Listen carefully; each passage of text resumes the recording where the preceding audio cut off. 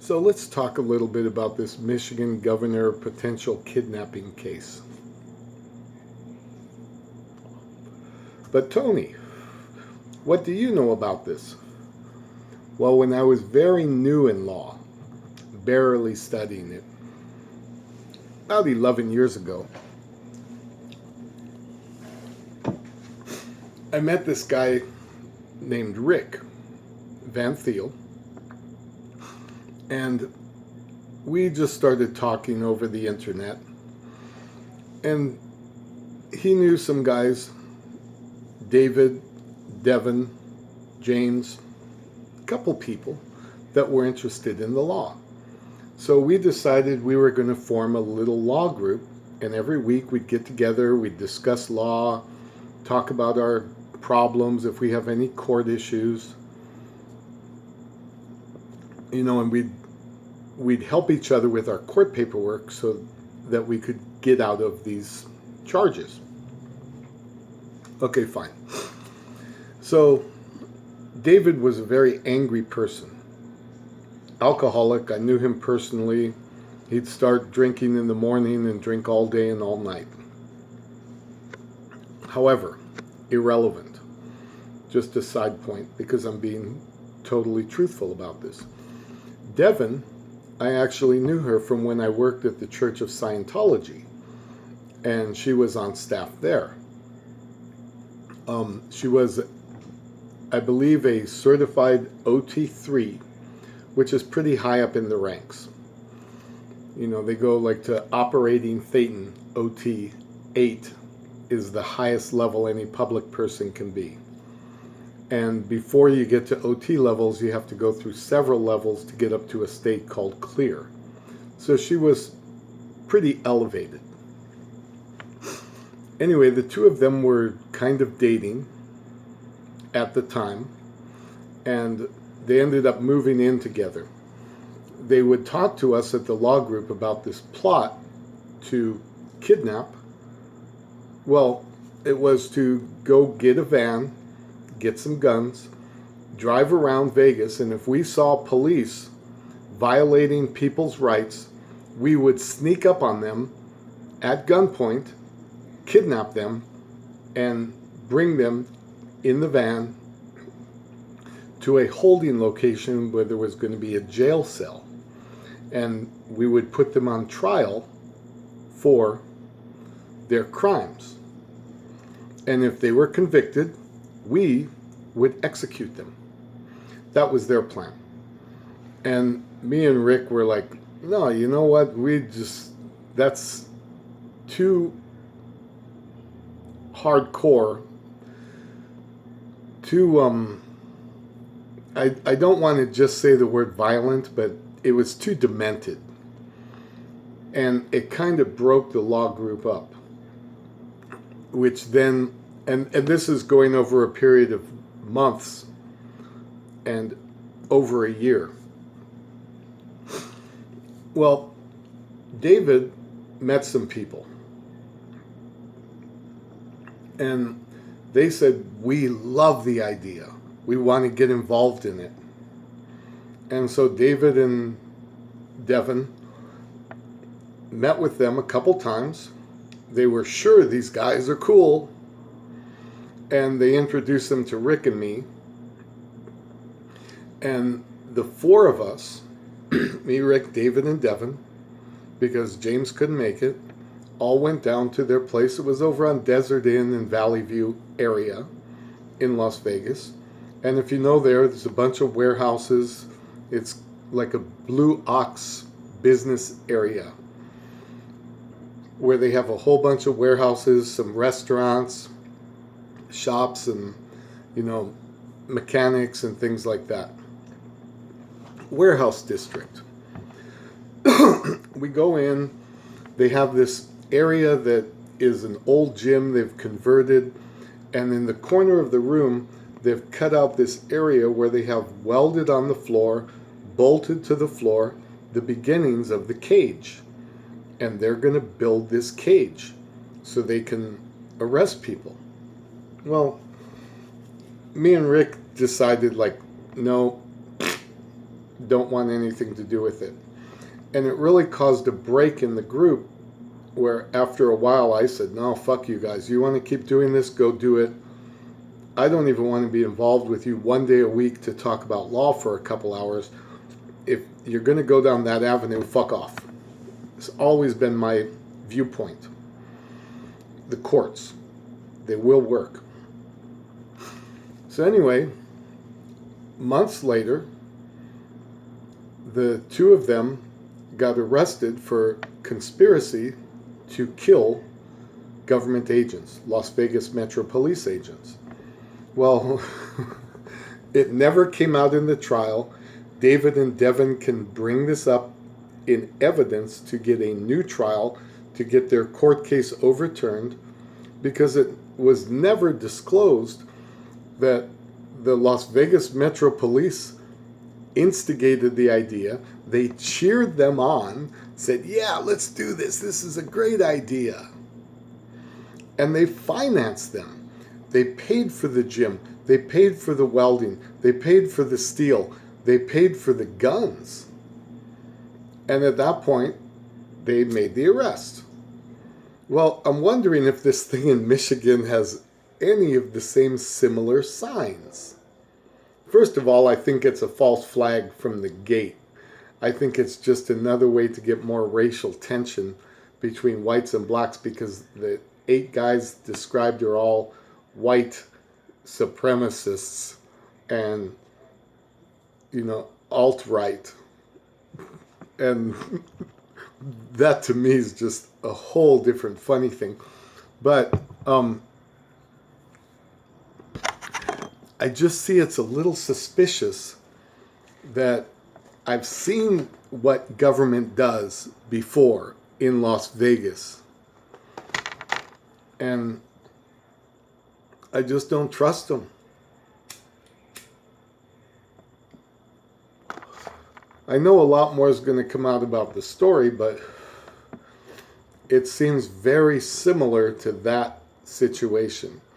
And see, I want to tell you a big warning, a red flag, is that they have this term in law called stare decisis. S-T-A-R-E-D-E-C-S-I-S. D-E-C-I-S-I-S. Anyway, stare decisis. You can look it up. It means it was previously decided. So I believe that they're going to use Brutsche's case in Michigan to get a conviction, when there's a lot of holes in the story. They never had guns.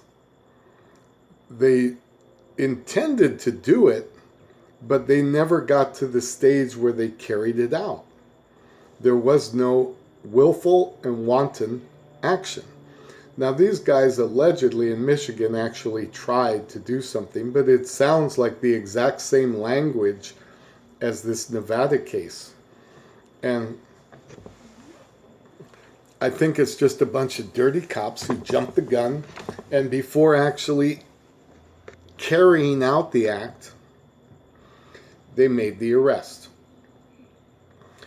I think it's similar to that other case where the judge's husband was shot at and son was killed.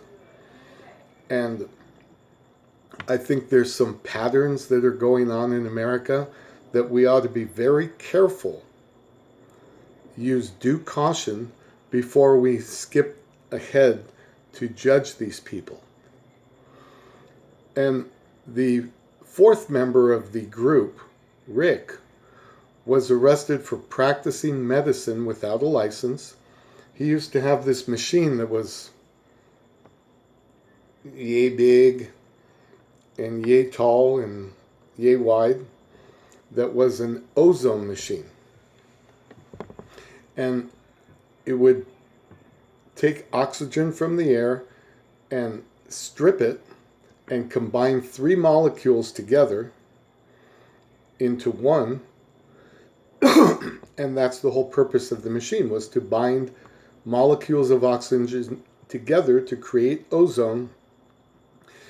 Then Rick would put a hole in a person, get a blood transfusion going, put it into a bag. The bag would collect all the blood. Then he'd shut it off. Then he'd put the ozone into the bag and stir it up, and it would make the blood a beautiful, bright fire engine red. And then he would turn the machine again and pump the blood back into the body. That was one cycle. 3 cycles was one treatment. 18 treatments, and it cured bone marrow cancer of Devon Numann. Devon Numann was diagnosed with 6 weeks to live, and Rick Van Thiel gave her this treatment, gave her 18 treatments, and she returned to her doctor, and it was proven that she was in complete and total remission and had no signs of bone marrow cancer. One of the most deadly forms, 95% fatality rate, even when using chemotherapy. And I knew Devon after the incidents, and she was still alive more than 3 years after her arrest. I'm using my words very carefully here because this is a lot of legal shit that I go, wow. On my record, because of this incident, a judge had me in her courtroom for selling water without a license, and because I told her that law was unconstitutional and she couldn't enforce it, she arrested me after she convicted me wrongfully, and she gave me $100 fine. So she knew she was doing something wrong, and she knew that I knew she was doing something wrong. But because of the language I used in my paperwork, Title 18, Section 2381, federal law, which says when in the presence of 2 or more persons or in an open court of law, if you fail to timely move to defend and protect your oath to the Constitution, you are subject to the charge of capital felony treason. And upon conviction, you may be taken by the posse to the nearest busy intersection and hung by the neck until dead. Well, that became such an issue that I eventually printed it on my business cards on the back of them. And you can freeze frame that and cut it up. Every time I do this, I get all kinds of people that are sharing that all over the internet. It was defended, and I used the YouTube lecture by Carl Miller, a 25-year United States Army specially trained constitutionalist, to defend myself. And I beat that case. All 3 counts, gross misdemeanor of threatening a public official. So when I see these guys being charged with it, first of all, what possibly makes you think that they're a right-wing, alt-right militia group? Because the media says so? Fucking pull your head out of your ass and look at all the lies the media is doing. But, you know, I just don't see it. I see that there's too much bad timing on this issue to be coming out in the public right now.